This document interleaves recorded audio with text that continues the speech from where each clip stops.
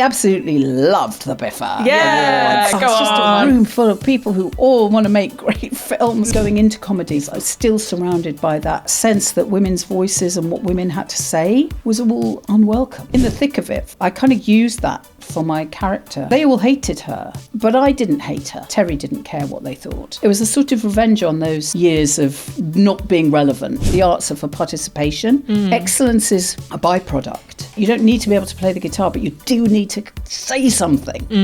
I just had this total breakdown. The GP said, was there ever a career that you wanted to do that you're not doing? I said, yeah, I wanted to be an actor. And he looked at me and he said, I think if you don't go back to acting, you're going to be ill for the rest of your life.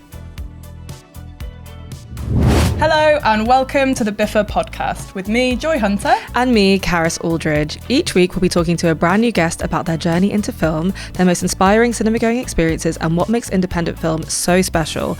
Previous guests include Will Poulter, Stephen Merchant and the wonderful Rose Byrne, so do check that out. Do check out all of our other episodes, but also check out this episode because this week our guest is the amazing Joanna Scanlan. Sorry, I had to slip I was in so the excited to say it. We are obsessed with Joanna Scanlan, aren't we? She's incredible. Totally obsessed. I mean, what an incredible human and an incredible story of getting into film because she only broke in at age 35. Fascinating journey into the industry, so it was great to natter about that, as you say. And of course, she's got many fantastic roles under her belt, including The Sweary Woman of Whitehall, The Significant Blockage, Coverley Comms, Terry Coverley in the thick of it. It was just an absolute pleasure and dream come true to get to talk to her about that. Such a brilliant show and she's amazing in it. So it was great hearing all the little tidbits of like the behind the scenes and working with Armando Iannucci. It was so cool. We fangirled hard on that. Yeah. And also she of course has the stunning starring role in After Love, which was a BIFA smash hit. So it was great to chat about that again because I mean, what a devastating film, to be honest. It's a beautiful performance and I would 100% check it out if you haven't already. But yeah, be in the right frame of mind because it will, as Joy said, devastate you. Yeah. We also spoke about her upcoming roles as well. We did, yeah. She's going to be in Anxious People, which we're very excited about. With an incredible ensemble cast, including Angelina Jolie, Amy Lou Wood, Jason Segel. So yeah, she gave us a few little bits there to hold on to before the film comes out, which is very exciting. Plus some freakish similarities between both of us and her, which we'll let you discover for yourself by listening to the episode. So without further ado, please enjoy our chat with the amazing Joanna Scanlan. Joanna Scanlan, welcome back to the BIFA Podcast in its new iteration. We're very happy to get to chat to you today. How are you? Yeah, very well, thank you. Thrilled to be back. We're thrilled to have you. Yeah, I think you might be our first returning guest, is that correct? You are our first second time guest. So I've clung on to my career long enough to make it back. You've made it back, yeah. Exactly, yes. By my fingernails. But yeah, we're so excited to sort of chat through your career and your various projects and just have a little nerd out about cinema, of which I think we can trust you will be very well qualified to do. We have, I think, our first cinema experience in common, which is the Chester Odeon. Oh, my very first ever cinema experience, really? Yeah, I'm from Chester Odeon and Theatre Clwyd for Art House, so I'm desperate to hear your experiences in those places. Oh yeah, well those two places are absolutely central to my, well that including also the real Odeon where we often watched James Bond. Nice. But, so my first ever trip to the cinema was aged, I think 4 or 5, tried to work it out from the dates to see The Sound of Music. Oh, beautiful. Great. At Chester Odeon. And my mum said I was quite frustrated by the fact that we were in a row and I couldn't see, so I was only tiny. And she said at the very top of the film, I got out of my seat, still like that, and sat on the steps in the aisle so that nothing was in my way. No obstructed vision, exactly. Exactly, Perfect. very important. I mean, I think cinema design has probably improved since those days. You'd like to think so, yeah. But I sat and she said I did not move a muscle from the beginning of the film to the end. Oh, wow. I was utterly Mesmerised. captivated. And I do have a photograph of me dressed in a nun's costume on our patio at home, singing like this, dressed, trying to reenact The Sound of Music at the same age. That's amazing. It absolutely captured me. So Theatre Clwyd wasn't built until I was in my mid to late teens. It was an incredible thing because we were in rural North Wales. So to go to see The Sound of Music had taken, 20-mile ride in the car. And Theatre Clwyd, therefore, was much closer. And the BFI at that time started putting out these packages of films that would go out to art centres. And this is the first time we were getting them. And so I remember watching Car Wash, the movie Car Wash, and that was absolutely revolutionary for me. It had it was Richard Pryor, it had this fast pace in LA, it was funky and it was fun, and it was a world I knew nothing about, and absolutely loved that. And then the next week there was Ludwig of Bavaria, Ludwig by Visconti film, and we got that one next. So you were things were thrown in your face, and it's like, do you like it? If you do, keep on coming. But if you do come back, you're going to get something completely different. And I think the BFI has that ability to reach out to art cinemas all over the land. But, equally, I have to say, at that time, there was a great kids' films. Children's Film Foundation was making films. Those were going into cinemas on Saturday mornings, and they had this feeling of like they're made by kids, for kids. I don't think they were, but they had that sense of really active engagement for kids. And there were great animal movies, and I was a huge animal lover. So Ring of Bright Water, which was about an otter, and The Incredible Journey, which was about two dogs and a cat. And those kinds of, it was a bit of a golden age, I think, for children's films that were live action. I think animation's taken over since. Yeah, definitely. And live action was wonderful because you'd include a voiceover or something that would kind of guide you. And the idea of having your own pet otter was, of course... Mind-blowing. Mind-blowing, exactly. When I was at a boarding school in Denbigh, North Wales, and we did have a cinema in the town, and me and my friends would go to that. So I remember going to see Coming Home with Jane Fonda and John Voight, and it was just... we were just in love with those two characters in that film and the romance of it. And so there was a kind of independence I had about going to the cinema as well. Wandering up the hill.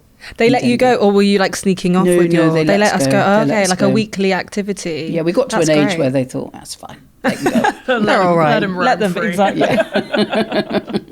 Fantastic. There was a lot more freedom for kids and teenagers in general in those days. People didn't really notice where you were or what you were doing. I see that with randomly people watching new things like Stranger Things, and they're like, why don't the parents ever, they're like, why? They're away for a whole week and the parents don't do it. It's like, it's a different time, guys. It was a different time. We don't have a phone. The 70s, 80s, exactly. You could just go away for as long as you liked. This is the fantasy for children and teenagers, early teenagers, of being autonomous. Yes. It's like hugely important. Yeah. And little forays into doing that were very important. And the other thing that was going on all of those through the 60s and 70s were these incredible golden age movies that were going out on telly on Saturday and Sunday afternoon. So it was an actual film education if you just sat there, and it went before your eyes. BBC Two had a season, I guess the late 70s, which they put out about 12 French Nouvelle Vague movies. Including a Godard, a Truffaut, and a number of others. And they did blow my mind. Yeah. Absolutely blow my mind. Because they were about a different way of engaging with sexuality than the British. Not even shocking, but sort of thought-provoking. It's like, oh, maybe it doesn't all have to be very, mum, dad 2.4, but. There was a certain sort of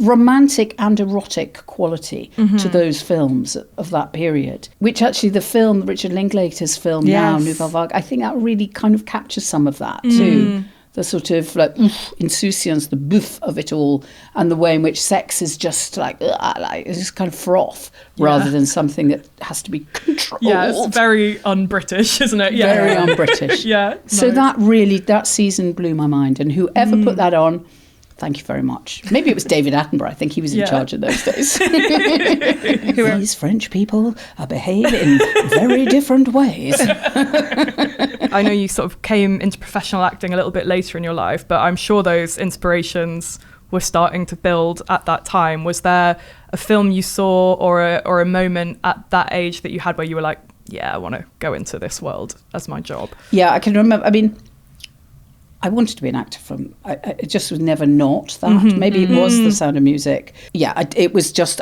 that's what I wanted to do and be. And there was a poster that Athena, or one of those kind of poster companies of the time, brought out in maybe when I was about 10 or 11. And it was a huge poster, maybe the size of, top to bottom of this brick.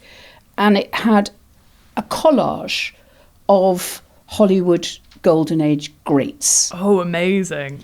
Every single person, Yeah. from, Errol Flynn to I don't know who. I had it on my bedroom wall, and I would stare and try and remember which one was which. Oh, and it had a little key so you could work out who everybody was, try and trace their films. Yeah, tick them all off sort of thing. And then I'd go into the loo, which was probably the only kind of quiet place in the house, and pretend I was being interviewed by Michael Parkinson.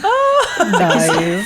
This was the heyday of those greats were being interviewed by Michael Parkinson because they were all coming to the end of their careers. David Niven and Betty Davis, and Lauren Bacall, and you name it. And I would pretend to be being interviewed, much like you're Oh my God, and now it's happening. Wait, That's what would you... You are my Michael Parkinson. That is the highest honour maybe ever. Wow. really I'm is. not quite sure it is, but it depends in what... Yeah, in what capacity. Yeah. What were the questions that you would ask yourself in your head when you were interviewing yourself in the toilet in your brain? Well, now as you're asking, because I Parkinson? was 10 years old, so they would have been the framed by the 10-year-old mind. Yeah. But it was probably like, who do you think is the most romantic leading man? Or, it would have been something along those lines. Or how do you elbow out your rival actress so that you can get the role? These are the sort of narratives, actually very inaccurate narratives. Or, which cocktail do you enjoy most on a Sunday afternoon in Beverly Hills? To which you were answering. Yes, I probably was saying a baby sham. Yeah, Perfect. Or Perfect. orange squash or something. You studied at Cambridge, and you were part of Footlights, and there's that amazing tradition there of theatre and comedy. Were you going there specifically for that culture? For Footlights. Yeah. Only because it was out of complete ignorance. Mm-hmm. None of my family had been to university. Mm-hmm. Nobody knew very much about higher education or anything. At the time, the universities were beginning to develop English and drama degrees. Yes. Mm-hmm. So there was, various places, Warwick, Exeter, Manchester, various very good, Bristol, very good courses. Mm-hmm. And that's what I actually wanted to do. Yeah. And I applied for all of those courses and put in Cambridge only because my mum said, well, you could try that because they have the equivalent of acting training through Footlights, which isn't true. But that's what she thought, because that was what was being mythologized. Yes, of course. So I put that on the list, and all the other colleges rejected me, and the only one that accepted me was Cambridge. Wow. Weirdly, I didn't get into Wow. it. They were highly competitive. Yeah. I just don't think my teachers probably said I wasn't clever enough or talented enough. And anyway, so I didn't get into any of the others. Wow. And I ended up it's normally the opposite way around. Yeah. That's crazy. Okay, cool. It is a bit topsy-turvy, but it worked out, so and I think there's something, again, actually back to that sense of autonomy, kids' autonomy. The difference was that we had no teaching, but we did an awful lot of acting and mistake making, I guess. So I think I did about like 25 shows in the time I was there. Wow. Fast and Furious, did no academic work, as you can imagine.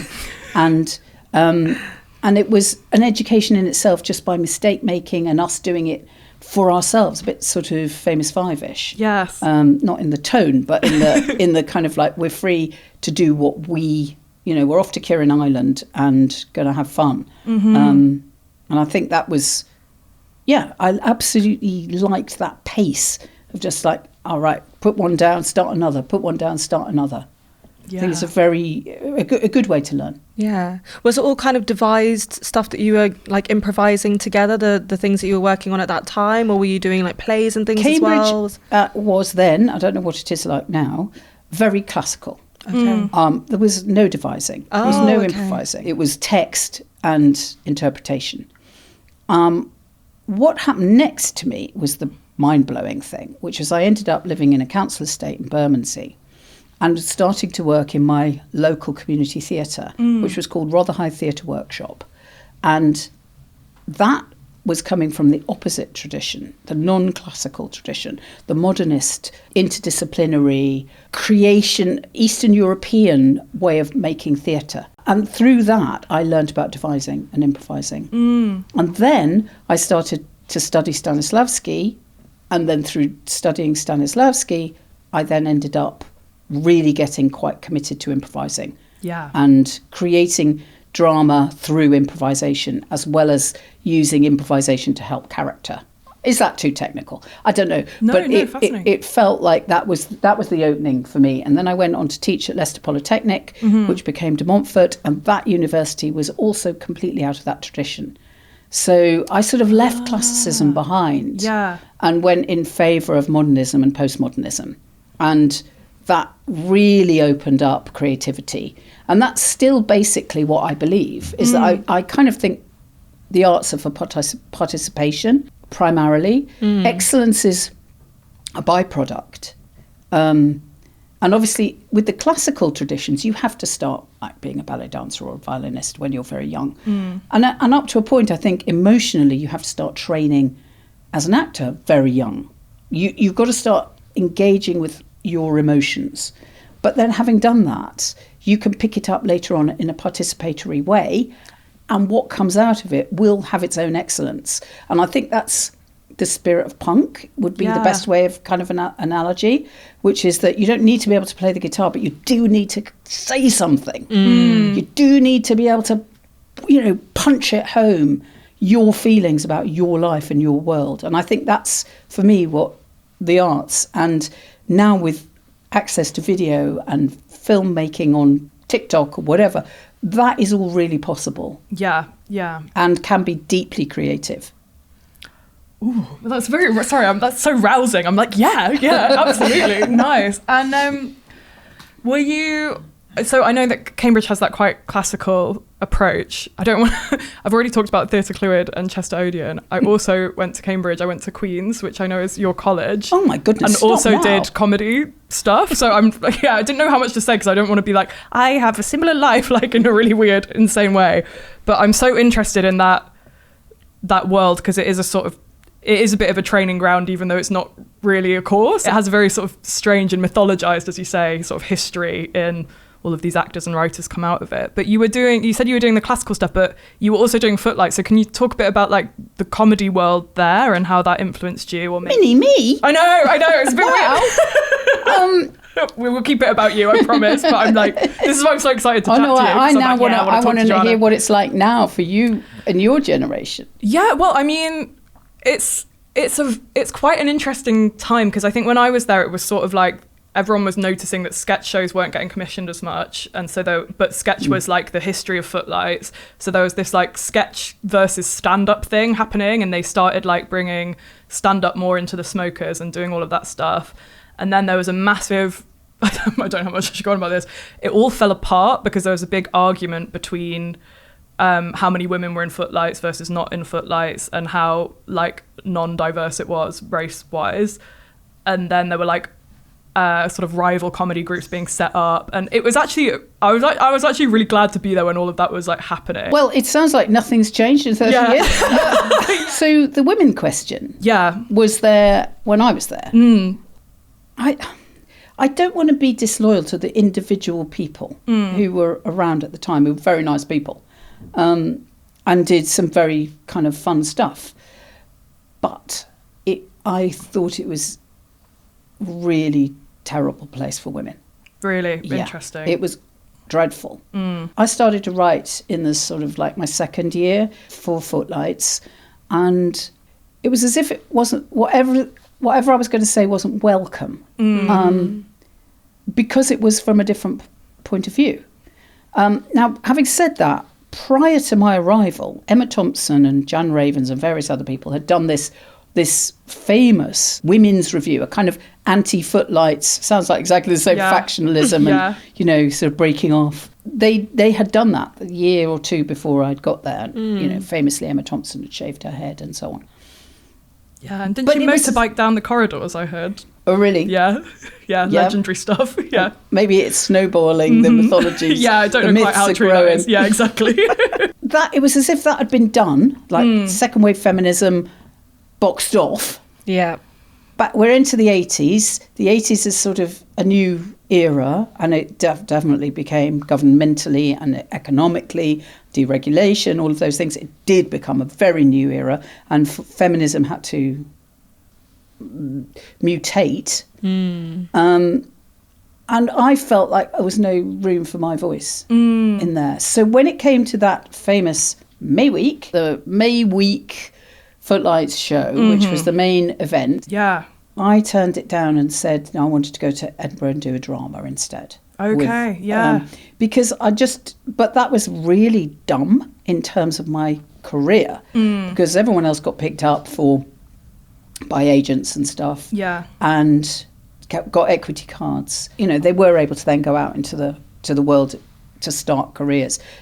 Granted, that is privilege. That is an advantage over everyone else in the whole higher education structure, at least. So, you know, maybe I didn't participate in that and I can give myself some kind of self-satisfaction. But I think I just couldn't, I didn't fit in with it. Then going into comedy for many years, I was still surrounded by that sense that women's voices and what women had to say and women's experience physiologically and in terms of interests, references, was all unwelcome. And you had to kind of box it off. And in the thick of it, for example, I kind of used that for my character. Yeah. I kind of boxed her off myself. And like, they all hated her. All the guys, all tall men, all of them, you know, whether they were spads or whether they were ministers or whether they were enforcers, they hated Terry. Yeah. But I didn't hate her. And I didn't care what they thought. Terry didn't care what they thought. And I didn't care that Terry didn't care what they thought. And then in my own quiet way, it was a sort of revenge on those years of not being relevant. And I think that was used quite well in the edits and things. I think Armando was very clever. I mean, he's a very, very brilliant producer and director, I think, who just can kind of cut through, and he can see a lot at the same time, and so can put those edits together so that they have many, many kind of details. And I thought he was very, very good at detailing Terry's separateness, really, from the rest of the gang. Yeah. Oh, the thick of it, I could talk about for hours and hours. I'm obsessed with that show. And I think Armando Iannucci and many of the writers in that writers' room, they're so praised for their kind of observations of masculinity, but I actually think the women they write are so true to form, and so they are very aware of gender in those spaces. It's not like one of those like blindly cast things. I think that was so sort of refreshing to see, because it was like, yeah, that is exactly how that would play out. But before we get to the thick of it, should we chat a bit about your transition from teaching into professional acting? Yeah. No, but I think it's really... Where did you study, Karis? Just before... So I was a Leeds University girl, so I was a North England girl as well. Leeds had its own version, I guess, of the Footlights. The Tea-Lights. The Tea-Lights, exactly, which I auditioned for and didn't get into. I found other avenues. I went more down the musical theatre route, actually, which might surprise you. Yeah, I know. Oh my God, I want to know more about that. There's not actually that much to say. The voice is not actually as good as it should have been. So, especially after all the partying and boozing, trying to turn up to my musical theatre rehearsals is not the one. But anyway. Yeah, I think they party hard in Leeds, don't they? Yeah. They do. Yeah. Couldn't keep up with them now. But I think it's really fascinating. I think both of us find your career really inspiring in the way that actually, you were working in an arts council for the first, I think, over a decade of your career, and that you had this really fascinating interaction with a doctor, I believe, that kind of was the catalyst to you pursuing what has always been your dream since a young child to act. So it'd be interesting to talk about that, serendipitous interaction that you had. So I was just briefly, I was in the council estate in Bermondsey, volunteering at my local community theatre, rather high theatre workshop, as I say, learning this completely new language of modernism, postmodernism, performance, multidisciplinary work, all of that. That took me into teaching. So I taught at Leicester Polytechnic, which became De Montfort University in the time that I was there. And whilst I was still there, I just had this total breakdown, which became chronic fatigue. There were lots of different names for it at the time. I couldn't work. I was really flawed. So I went back to live with my mum and dad in North Wales, literally unable to kind of, as my dad would say, pull the skin off a rice pudding. And that's a great phrase. Brilliant. And I went to see the consultant physician at the hospital because the GP said, I think we need to check you out, So I had all the tests in the hospital, and the consultant physician took me into his room afterwards, and he said, I can't find anything, what he described as organically wrong with you. Organically wrong with you. That's amazing. I still don't quite know what that means, but it's not to do with vegetables anyway. He asked me a couple of questions. The first question was actually, what do you dream about? Literally dream. Wow. And given that he was not a psychologist or anything to do with psych side of things, I thought that was an interesting question. And I can't remember what I said because it's a long time ago. And then he said, was there ever a career or a job that you wanted to do that you're not doing? I said, yeah, I wanted to be an actor. And he looked at me and he said, okay, well, I think if you don't go back to acting, you're going to be ill for the rest of your life. Wow.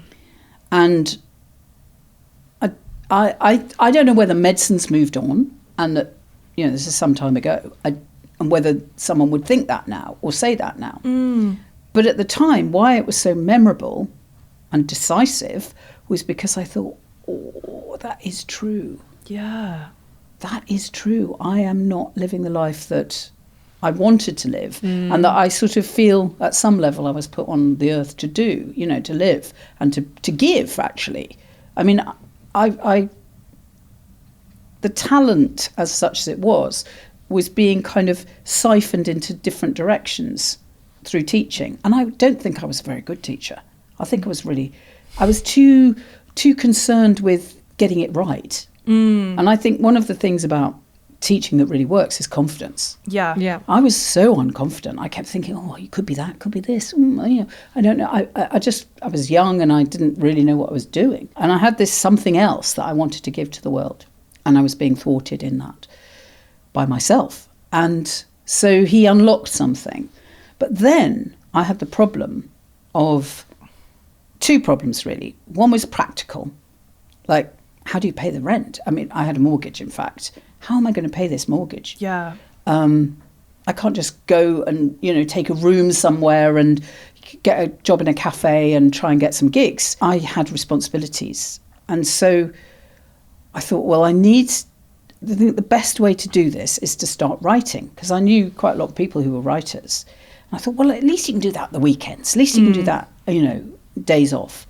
And then coincidentally, a friend of mine rang she was leaving her post at the Arts Council, and she said, I really think you should apply for this. It's a good post. And I thought, okay, well, I can go back to London from Leicester, write whenever I could, put it all together, and maybe get a commission. And maybe a writing commission for TV or film would get me through to the other side of a bit of a cushion financially. I could give up the house, let it out, or do something with it and start again. And that's actually what happened.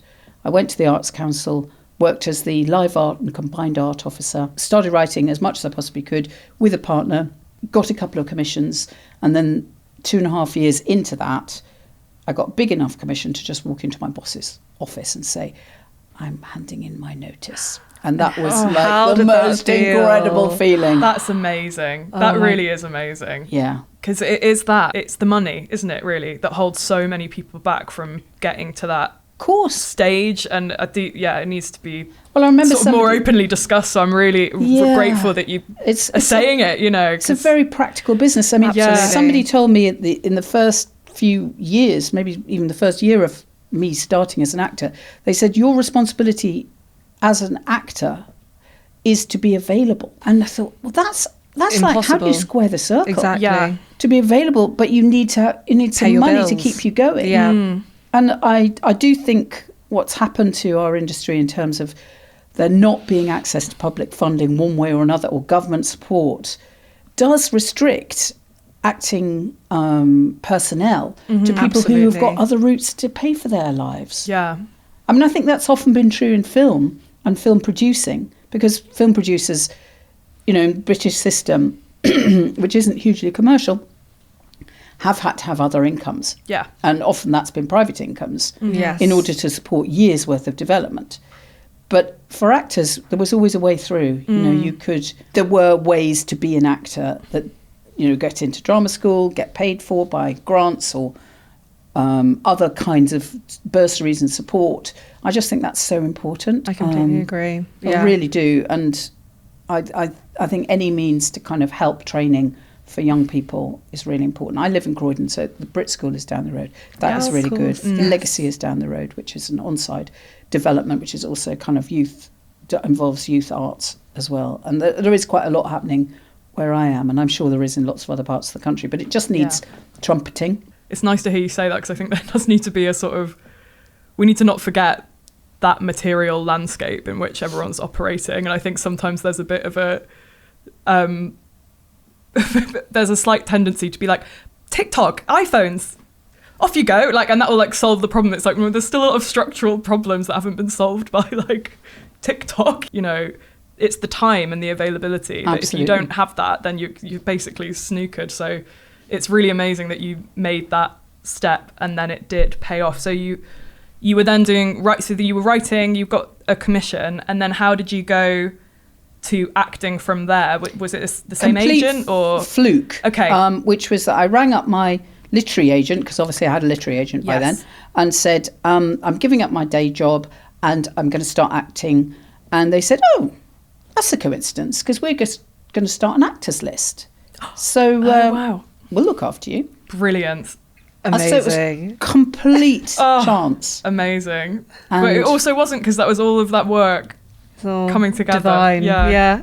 I got a kind of gift at that moment. And I mean, the other aspect I was going to say, the two elements, one was the material side of things, but the other side of it was really embarrassing to say to all my then very successful friends who'd all had their equity cards and agents and, you know, kind of spun off into the glamour of film and TV in the 1980s, which paid very well in those days. I'm sure.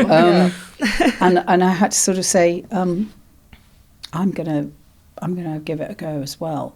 I felt so embarrassed. I mean, in a way, that was the biggest hurdle, was getting over my own embarrassment and humiliation at saying I want to do this too.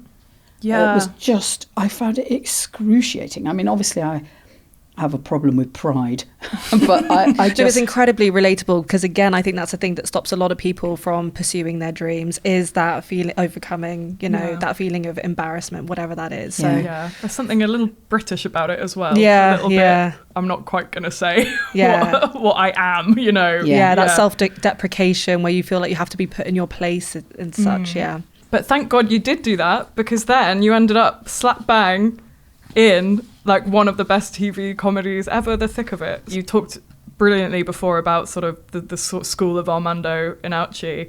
I wonder if there were any similarities there from your like arts council, more multidisciplinary work, because I know there was a lot of improv on that set and there was the brilliant sort of denseness of those scripts.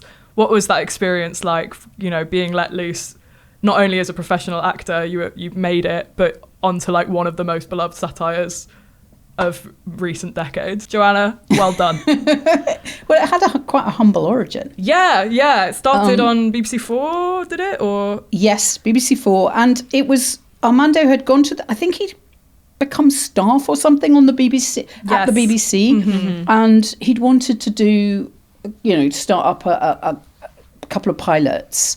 And they'd said, OK, we'll give you the money for one pilot. And he thought to himself, well, I wonder if I do this super, super low budget, whether I can get 3 episodes out of that money. So he framed it in a way that was really super low micro budget. He took over this derelict building, or becoming derelict building, and we shot the first 3 episodes. And then immediately BBC4 recommissioned for another 3. But nobody was expecting that. And what was interesting was the process. 3 great writers working with Armando Iannucci just started it off. So Jessie Armstrong, who had been working in government as a researcher. Yeah.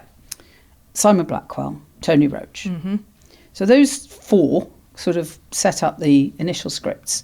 Then us actors were brought in and we would rehearse those scenes that had been written and take them apart and improvise with the writers in the room. We would go away for a few weeks, and at the point of the shoot there would be script arriving for the next day's work, which you had to learn that evening because it was all sort of to the wire. And we would shoot a few versions. I can remember one scene we just expanded it to 37 minutes or something ridiculous. Oh my God. Wow. Which was supposed to be a 3-minute scene. It was so enjoyable. I can imagine. You couldn't stop. Yeah. And very high quality of improvisation. So unlike comedy improvisation, this was more writerly, structural, dramatic improvisation, because it was all about working the objectives of the scene, not trying to make a funny line or take, or push somebody else's funny line out the way. The vast majority of the original cast were all writers as well. And I don't think that was any coincidence that they had a sense, or we had a sense, that this scene has to work. I can't destroy someone else's position in this scene in order to make a cheap laugh for me. Yeah. So it was very much like, I know what I'm doing. I'm going to continue to do that, but I'm not going to talk when someone else is talking. I'm going to use listening as much as I possibly can. And as you know, that's what ended up on the screen, was lots of reaction shots. Not the people who were speaking were often like way out of the camera. Yeah. It was all about, like, people would undermine whatever was being said by those reaction shots. So that was the initial process. And then as it grew and grew, it sort of became more reliant on the script, and there were more writers and there were more directors, and it sort of became a universe. Yeah. A metaverse of the thick of it. So, but it still essentially was the same thing. And I actually loved that. I think it was the last episode, wasn't it, when we did the inquiry. I actually loved the inquiry, and Georgia Pritchard wrote all Terry's stuff, and she did it so well. Oh, she's fantastic. And it was just so nice to improvise off that, and back in and back out, in and out. It was a real joy. Oh my God, what a delight to hear about that. Truly. I've rewatched the thick of it more than anything ever, I think, and it's such a rewarding rewatch because it's so dense. I've watched it so many times, and every time I pick up something new, and it's a bit of a reminder, I think. Obviously at BIFA we're very biased towards independent film, of the, as you say, the sort of small budgets and those constraints can sometimes create like a really creative environment. Is that something you've had a sense of on that show and also beyond? Yeah, and I think what comparably with independent film, I think the edit was everything. Yeah, yeah, absolutely. As opposed to the shoot. We were offering up, but then it was really made in the edit. And I think Armando eventually got exhausted by these, having to wade through so much material for those edits. I mean, the other big feature and factor of it, and I firmly believe that Jamie Kearney, who was the DOP on it, was one of the biggest contributors to the comedy, to the actual comedy of it, because it was almost instinctive. He knew exactly where, given the scene with maybe 6 people in it, he just knew where to. It was like dancing with with a cinematographer, and that's been my experience a lot in film, is this incredibly choreographic relationship with cinematography. And Jamie he's very skilled and just instinctive, and it all kind of happened. And I think there are parallels, as you say, with independent filmmaking, because those constraints plus the trust that was necessary in that team made for the distillation, so that it became nice, a good intense flavour. Yeah. To think of it was one of the first of its kind. You had The Office as well around that time in the early noughties, of the documentary on a fly on the wall type filmmaking. And as we can see, it's had such a big influence on what we see on our screens, whether or not that's Veep and Succession. And so, it's such an incredible show. It's great to get to talk about it, isn't it? I'm fangirling hard. I think it's changed the world too, actually. Truly, yeah. I think it changed politics. All of the jargon and all of the words that have kind of been birthed out of that show that are now used as is incredible. The word omnishambles was used in Parliament, wasn't it, off the back of it being invented. That was Tony Roach's word. Brilliant. Omnishambles. Yeah. Reflecting on the thick of it now, it's such a different political landscape. How do you feel sort of looking back at that very specific time that you captured with the show? Well, I guess it was New Labour, wasn't it, that we were dealing with. I mean, it's gone from bad to worse. It has. I mean, it's been interesting for me because politicians, for some reason, mistakenly trust me because they think I've worked in government.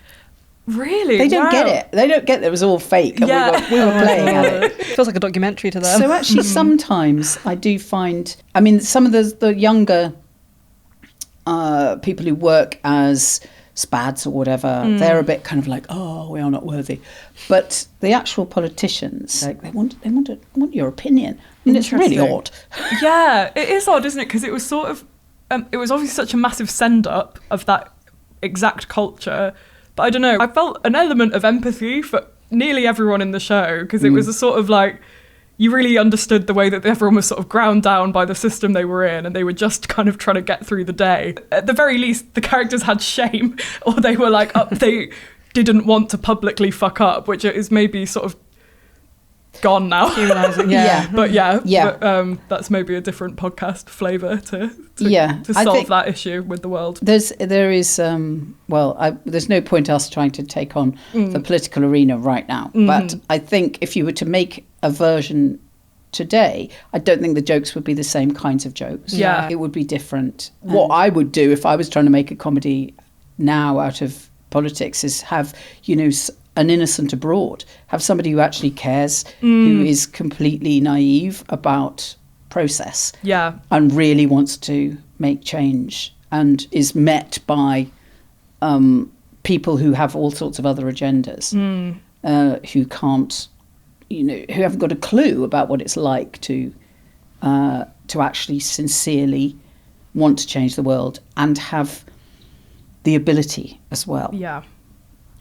Which is sadly lacking in a lot of people who would like to be able to change the world, just haven't got the process to be able to put in place.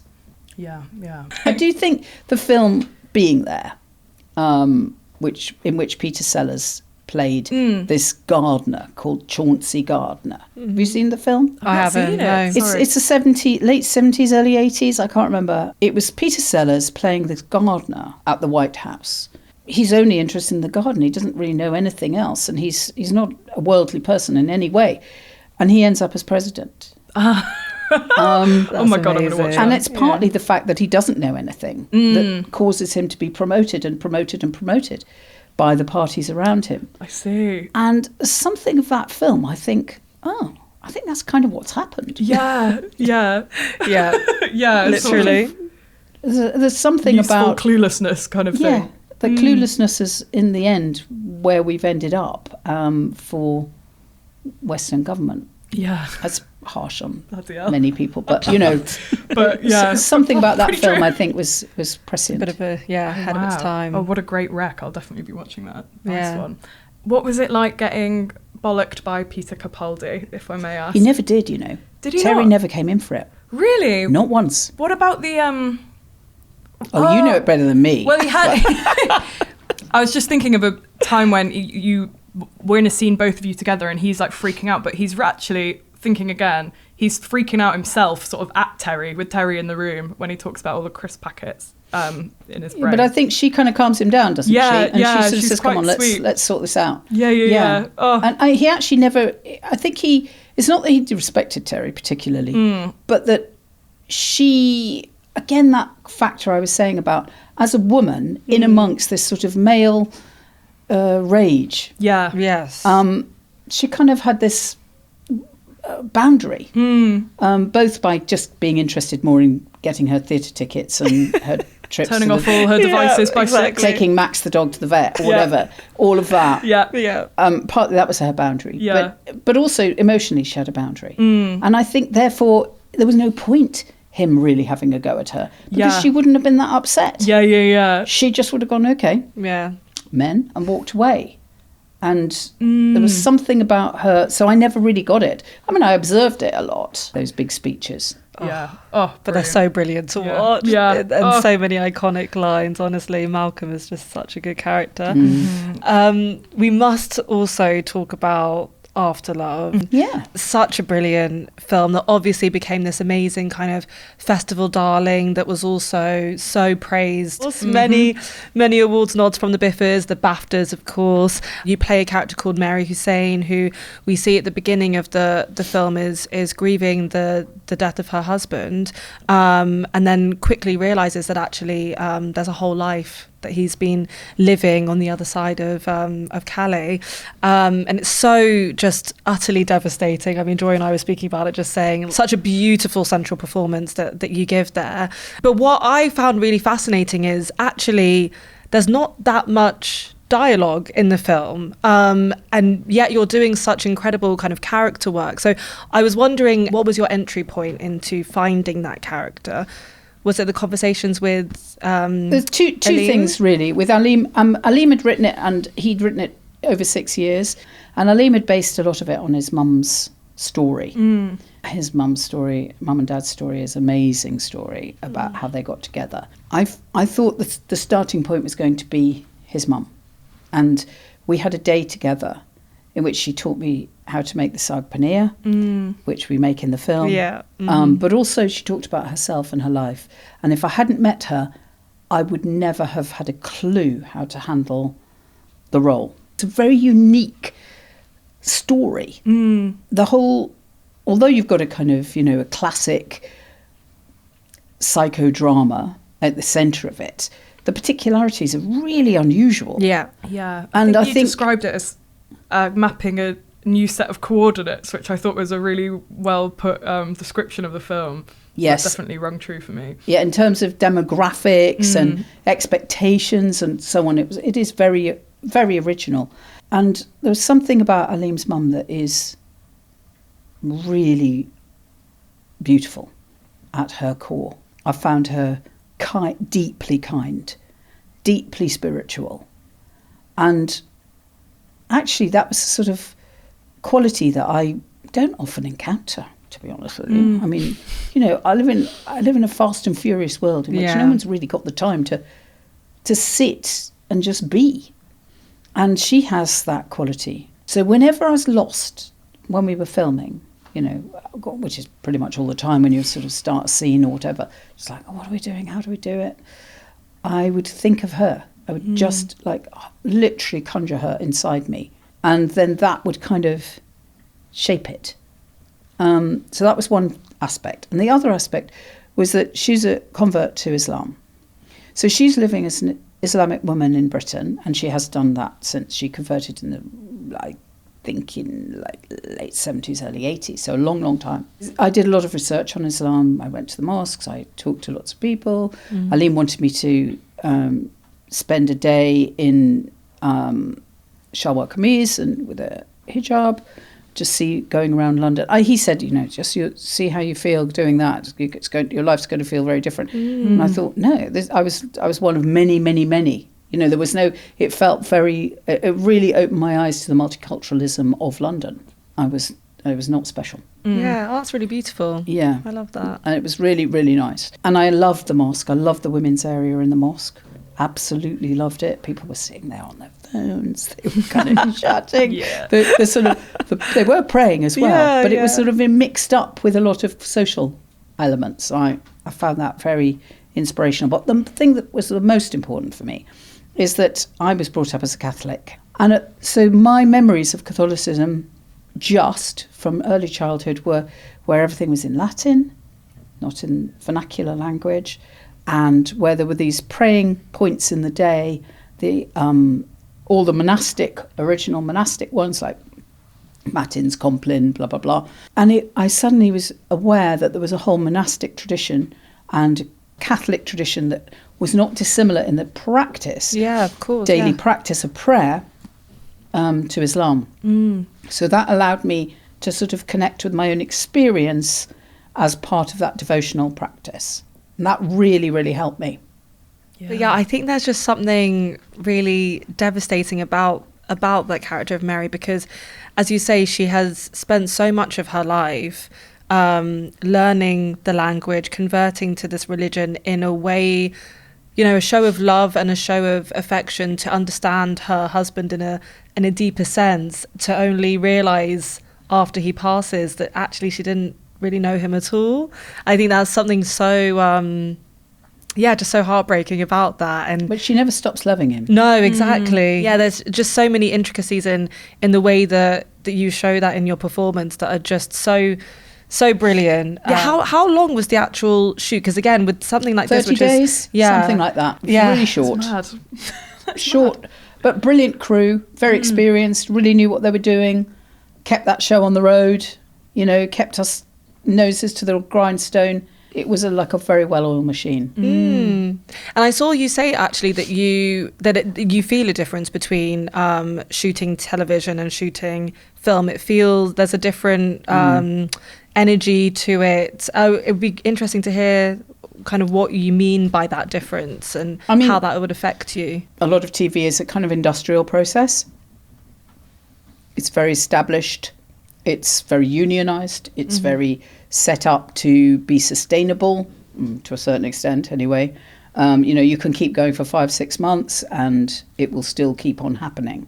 If you try to do that with an independent film schedule and practices, I think you'd run out of road. In terms of acting, the difference for me is always that the responsibility for the narrative lies with an actor to a certain extent in TV. It might say at the end of a scene, out on Mary, question mark or something. And that look that you then are responsible for giving is something about where we're going in the future.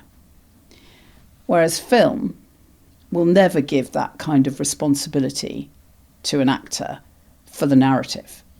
It will be more about the state of being, not where we're going in the future or the shape of what the meaning is of that moment, which is really the cinematographer's domain. For me as an actor, there's something very lovely about film because I can just be it, do what that feeling is in that moment. Whereas in TV, I'm often thinking, I need to play something here to keep this narrative energy going.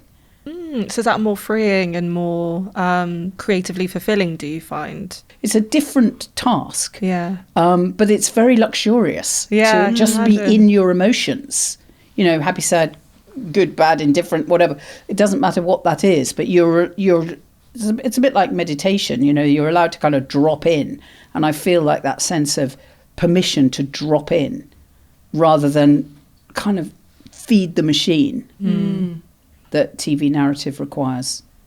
No, absolutely. Because you want people to come back, don't you, on the telly? Yeah. You need them to come back. Yeah. I think part of that is in the acting. Yeah, with After Love, you do get that sense when you're just kind of watching your character walking down the street or looking at her phone or all of those things. And it's incredible how much, as an audience, you can understand someone, as I said, without a single ounce of dialogue. My favourite scene is when she's sitting on the bus going to Calais. Oh, yeah. And there's nothing to that scene. Nothing. Yeah. But it's just, there's something about the way it was shot and just sitting on the bus. Yeah. I just think it's really breathtaking. Yeah. Bizarrely. And of course, you did go on to win all these incredible awards. And I know that Joy and I have spoken so much about how we loved your BAFTA award speech. Yeah, it was so beautiful. It was amazing. It was so beautiful. And it was just like, it's such a tearjerker the way that, you talk about, there's no such thing as after love and dedicating it to your husband. And what do you remember from that award season? Like, I imagine it was a bit of a whirlwind at the time. It was a tremendous shock. And I still feel a little bit like, whoa, did that happen? Bit of a fever dream, Yeah, fever dream. I've got a sort of post-traumatic memory of walking across the stage towards Daniel Kaluuya. That sort of micro memory. I can remember my feet, my toes clinging onto the shoes because they were too big for me. Oh my gosh, they'd just been so borrowed stressful. for the occasion. Yeah. They were a size 7 or something, and I'm a 5. Oh, And I wow, can remember okay. thinking, do not lose these shoes as you cross this stage. As I was like, Oh my God, I know that feeling. Oh. Yeah, that is traumatic. Wow. and sort of, and I still go back and think, I should have said this and I should have said that, and why am I such an idiot? And why, it's like a post-traumatic. Oh my God. Oh my gosh, no, that- we thought it was a glorious speech. Yeah. Yeah. What about your night at BIFA? Because it was nominated across many categories. I think it was 9 nominations and 6 wins. So you definitely the smash hit of BIFA I've that forgotten year. the 9 categories. Yeah. I absolutely loved the BIFA. Yeah, awards. go Oh on. my God. It was the opposite. It was the opposite of post-traumatic. It's just a room full of people who all want to make great films and do make great films. And that it felt like a really warm bath. And I felt absolutely joyful, properly joyful on that occasion. I think the BIFAs as an event is fabulous. Absolutely fantastic. I think everything that BIFA do to celebrate film, and I actually wish it was on the telly, not from the point of view of us participants in it, but from the point of view of the public, knowing more about those films. Yes. Because there's always like 1 or 2 that get through and kind of end up in the, British film category for BAFTAs or whatever. But it's not, they're great films and their distribution isn't necessarily guaranteed at that point. And I wish people had more access to that, the wider public. We would just love to talk about your upcoming film, Anxious People, because that's got such a fantastic ensemble. Yeah, we're excited. Yes, including Angelina Jolie, Jason Segel, Amy Lou Wood. Yeah, I play Anne and Anne's married to Roger. And the book, people will know the book, I think. Frederick Backman's book, Anxious People. I don't think there's too many sort of spoilers, plot-wise. But Frederick Backman actually came to our set. I was talking to him about the characters, and he said, I think Roger and Anne, what they discover by the end of this story is that they are each other's life's work. Oh. And I found that just so moving. Yeah, that's beautiful. As a kind of yes, relationships are really, really demanding. And to get to the end of a long marriage has been a huge endeavour. So I felt we were really in a beautiful fiction. And the rest of the cast are amazing. We had a wonderful time filming it. So fingers crossed it will all come good and it'll be a great film, because it was certainly a wonderful experience to make. Oh, fantastic. Well, we will be looking out for that one. Oh my gosh, I cannot wait to give that a watch. And as we get near to the end of the podcast, we do some fun quick fire questions, if that's okay. Yes. What is your all-time favourite film quote? Is that maybe putting you on the spot? Yes, I think it is. Last night, I dreamt I went to Mandalay. Rebecca, Nice. the Hitchcock film. Now, okay, that was not written for the film because it's in the book. But there's, I don't know if you've seen it. Have you seen the film? Yeah. No. So, the camera comes up the drive and it's all misty and Joan Fontaine's voice comes. You don't need anything else. I'm in. Yeah. I am all in. I love the early Hitchcock films. Do you have a favourite cinema in the UK? I know that you're a patron of a cinema in Croydon, are you? Yeah, David Lean Cinema. Would that be your fave one, or do you have a favourite one to go to? No, I think that would be my favourite one. It's volunteer run, and has community purpose. Yeah. So it feels like it's very much about the live experience of cinema. Mm-hmm. And I think that's quite important now that going to the cinema to watch a film is so challenged by all the other commercial forces. Mm-hmm. So it feels very special. Nice. I do really love going there. Is there a British independent film you think everyone should see? One is In Bruges. I also love In Bruges, and I went with my partner there, and we loved it together so much that on our anniversary we went back and got engaged in Bruges. Do you know that's what happened to me? Which I believe is, Yeah, we are really, another mini-me. I know. What's going on? This is crazy. So I think it is such a great film. It's great. It's a banger. Yeah. And of course, what I expected when I got to Bruges was that it would be all like that film, like a Martin exactly. Madonna film. Yeah. And of course, it's all chocolate boxes and pennies. Like, beautiful, yeah. Cute, no priests and children dying. It's just like lovely times. Yeah. I know, no one falling off the tower. It's like the most like sweet. It's like Disney World for adults, really. It's like so lovely. Did you get engaged in that hotel? Because we did. Oh no, we were around the Lake of Love. Well, actually, that was where it was meant to be, and then there were lots of kids running around, so he panicked and did it somewhere else. But that's where it was meant to be. But so can we just say City of Love for In Bruges? City of Love, exactly. Ironic love, like people who are into ironic love. Exactly. Yes, go there. And the other one is I'm going to say All of Us Strangers. Oh, beautiful. Because my Croydon connections. Yes. But also I think it is. I think everybody should see that film. Oh, I mean, also it's devastating. Ripped my heart out. Oh, absolutely, and it's a beautifully made, beautifully put together. But it's about something that's universal, which is family and memory and grief, childhood and grief and the way in which. I mean, I think it's a brilliant title, All of Us Strangers. Yeah. We're all together and we're all apart, and exactly. it's just so beautiful. That film did something to me. I've never quite recovered from it, but I thought it was fantastic. I'm very happy to end with Andrew Haig's perfect, wonderful All of Us Strangers. Brilliant. Well, Joanna Scanlan, thank you so much for all your time today. It's been so lovely to speak to you. And you. You've been so generous with your time, so thank you. And it's been amazing to get to talk about all your fantastic projects. So we have a lot in common. Yes, I know. We didn't know how much when we were like doing the research, we were like, we're going to really freak her out. Like, this is really weird. So thank you for indulging us on all of that. Thanks for listening to the BIFA podcast. If you enjoyed today's episode, then make sure to subscribe so that you can listen to brand new episodes as they land. We want all of the film fans to find us, so make sure to tell all of your friends and spread the word.